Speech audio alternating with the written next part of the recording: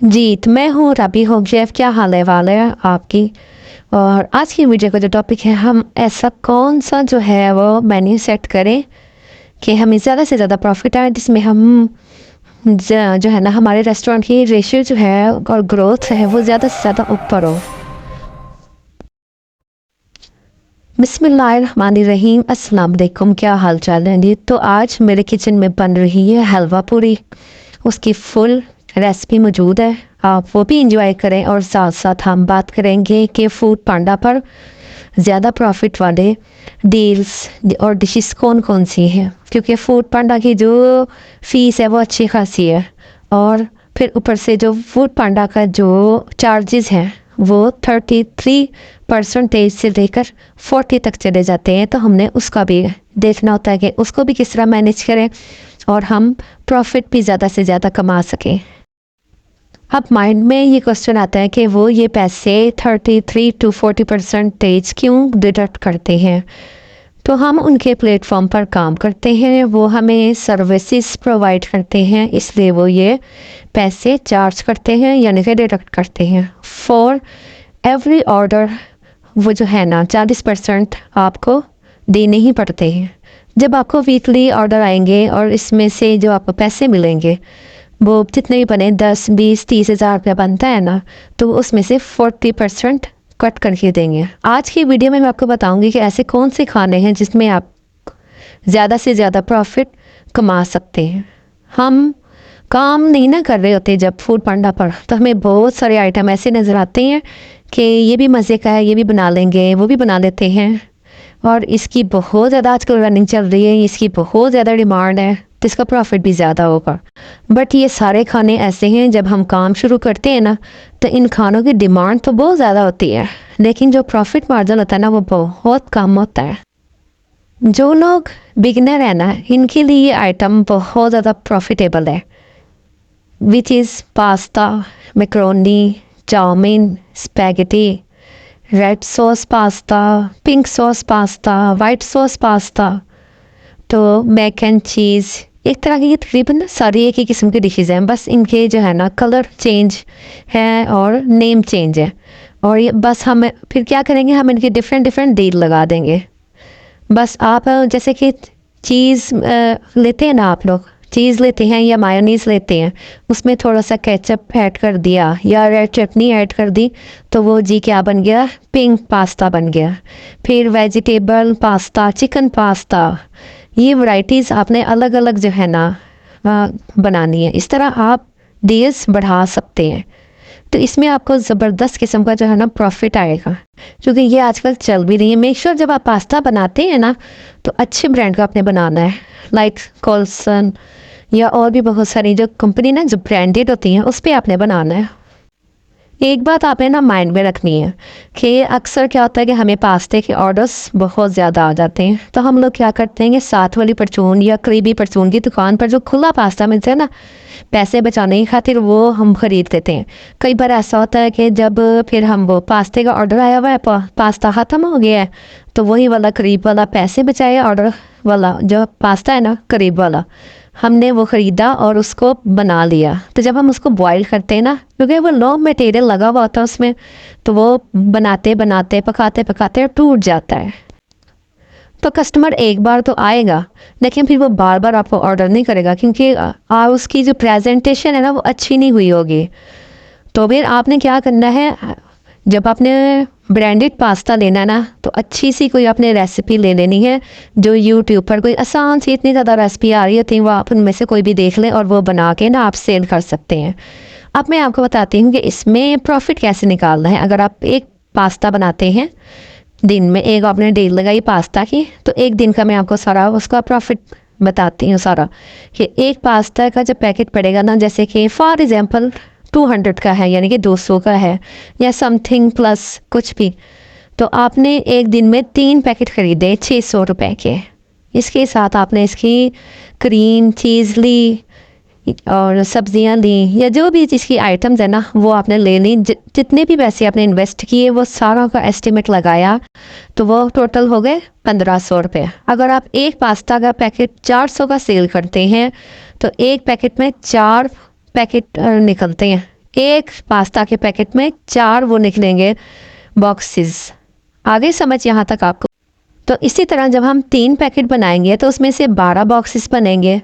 तो जब हम 12 को 400 से मल्टीप्लाई करते हैं तो कितने पैसे बन जाते हैं? 4800 रुपया। तो आपके सिर्फ 1500 रुपये लगे और हमने 1500 माइनस किया तो बाकी पीछे बचे 3300, यानी कि 3300 रुपये बचे। तो फिर जो भी पैसे बचे वो क्या हुआ? वो आपकी बचत हुई। तो ये नॉर्मल पास्ता की मैंने प्राइस बताई है, लेकिन अगर आप इसमें ज़्यादा वैरायटी पे चले जाते हैं, अच्छे अच्छे पास्ताज बनाते हैं, तो वो फिर उनका मुनाफा भी और ऊपर चला जाएगा। इट्स अप टू यू कि आपने उनकी प्राइस क्या रखनी है। मैंने सिंपल पास्ता की प्राइस बताई है। तो फिर ये है कि ये अभी मैंने जो कैलकुलेशन आपको बताई है ना, तो ये सिर्फ एक दिन की और एक डील की बताई है। लेकिन अगर आप यही डील आप ले जाते हैं 7 डेज़ पर, तो फिर आप इसकी अर्निंग जो है ना वो 23,000 से 25,000 तक कर सकते हैं। तो फिर जो फूड पांडा वालों ने डिडक्ट किए तो वो उन्होंने अपने वही 33 to 40% जो है ना वो डिडक्ट करने हैं। तो बाकी जितने भी बच जाते हैं 20,000 18,000, वो सारे आपके ही प्रॉफिट के पैसे हैं। तो देख लें आप कितना कमा सकते हैं। अभी ये एक ऑर्डर की बात ही है, लेकिन अगर आप 3 से 4 ऑर्डर पकड़ते हैं ना, तो फिर वो आप खुद अंदाज़ा लगा लें कि आपने कितना मुनाफा कमाना है। होता क्या है, मैं आपको मज़े की बात बताती हूँ कि जो पहला वीक होता है ना, हम बहुत शौक से काम करते हैं, लेकिन जब पहले ही हफ्ते आपको एक जो है पेमेंट रिसीव होती है तो you will be more fascinate, क्योंकि आपके पास एक मोटिवेशन मौजूद होगी कि अब तो मैं बहुत ज़्यादा अच्छे पैसे अर्न कर रही हूँ और पैसे भी बहुत अच्छे रिसीव कर रही हूँ। तो ये है कि अब आपने फिर ज़्यादा शौक़ और लगन से काम करना है। दूसरा आपने कौन सा वो आइटम रखना है, वो है शामी कबाब का। आपने शामी कबाब बना के फ्रिज में रख लेने हैं। तो आपने क्या करना है, बस फ्राई करके देना है और फिर केचप के छोटे वाले साशे मिलते हैं ना, वो 2 आपने उसके साथ रख देने हैं। तो यहाँ आपको एक मज़े की मैं ना डिप सॉस की रेसिपी भी शेयर कर देती हूँ, और ये मेरी फेवरेट है और कस्टमर इसे बहुत ज़्यादा पसंद करते हैं। आपस की बात है कि ये एक ना सीक्रेट रेसिपी है कि जो अक्सर बनाई जाती है, लेकिन ये हम दूसरे किसी रेस्टोरेंट में उस कस्टमर को नहीं मिलेगी। तो वो इस यानी कि डिप सॉस की वजह से ना वो आपके पास आपको ऑर्डर देगा कि मुझे ये मज़े की जो है ना सॉस मिलेगी, तो मैं यहीं से ऑर्डर करता हूँ। तो वो मैं रेसिपी आपके साथ शेयर कर देती हूँ। वो ये है कि जैसे कि एक तो लहसुन की चटनी होती है ना, जो रेड कलर की होती है, इसके साथ आपने क्या करना है, पैन में ऑयल गरम करना है, नमक और काली मिर्च मिला देनी इसमें थोड़ी सी, और आपने थोड़ा सा लहसुन अदरक का पेस्ट और इसको सोते कर लेना है, और केचप डाल के ना आपने वो डिप सॉस बना लेनी है। यानी कि वो केचप आप उसमें डाल देंगे तो वो आपकी पिंक सॉस एक किस्म की हम बना लेंगे, और इसे हम पिंक सॉस का नाम भी दे सकते हैं। तो ये कस्टमर को बहुत ज़्यादा पसंद आती है। तो ये आपकी सीक्रेट रेसिपी होगी जो सिर्फ आपके पास ही, आपके ही रेस्टोरेंट से मिलेगी। इस तरह जो है ना कस्टमर खुश हो जाता है कि हमने उनको एक कम्प्लीमेंट्री चीज़ दे दी। तो जी मैंने आपको फिर क्या बताया, कबाब के राज बताए हैं और पास्ता का बताया है। तो ये आम लोगों को ट्रिक्स मालूम नहीं होती जो मैं आपको बता रही हूँ।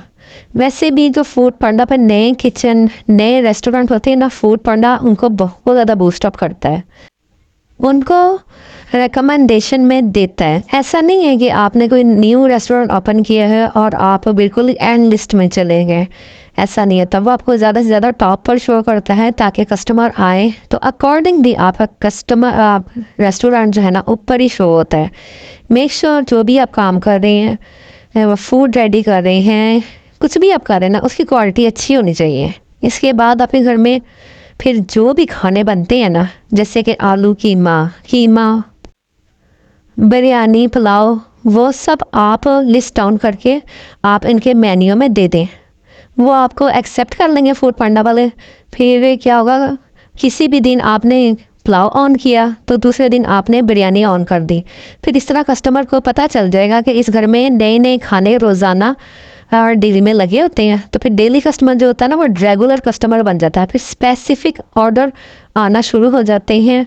फिर जो खाना फिर आप ज़्यादा बनाते हैं ना, तो क्या होगा, वो अपने घर में भी यूज़ हो जाएगा। और दूसरी बात यह है कि डेली अच्छे अच्छे खाने बन रहे होंगे, तो जिसमें आपको भी फ़ायदा होगा और आपको मुश्किल भी नहीं होगा कि आप खाना बना भी रहे हैं और खाना सेल भी कर रही हैं। मैं आपको ये बातें इसलिए इतने मतलब मेक श्योर होकर बताती हूँ कि मेरा जो फूड बिजनेस पर जो एक्सपीरियंस है ना, वो तकरीबन 6 साल का है। जब कोविड स्टार्ट हुआ था ना, तब से मैंने ये फूड बिजनेस पे काम कर रही हूँ और मुझे अब तक 6 साल हो चुके हैं। अच्छा, अगर आप चैनल पर नए हैं ना, तो मेरे चैनल को ना सब्सक्राइब ज़रूर, घंटी के बटन को हल्का सा छू दें ताकि आपको मेरी नई नई इन्फॉर्मेटिव वीडियोस ना आपको मिलती रहें। और आप जल्दी जल्दी मेरे चैनल को सब्सक्राइब करें। मैं बहुत खुश होंगी जब मेरे 10,000 कंप्लीट हो जाएंगे और मेरी कम्युनिटी जो है ना वो बहुत ज़्यादा हो जाएगी। होपफुली ये वीडियो आपके लिए बहुत ज़्यादा हेल्पफुल रही होगी। कोई भी क्वेश्चन आपके माइंड में आता है तो कमेंट सेक्शन में I will answer in the comment, या फिर मैं वीडियो में ही इसका आंसर कर दूँगी। And give it a big thumbs up. See you next video. Bye, अल्लाह हाफिज़।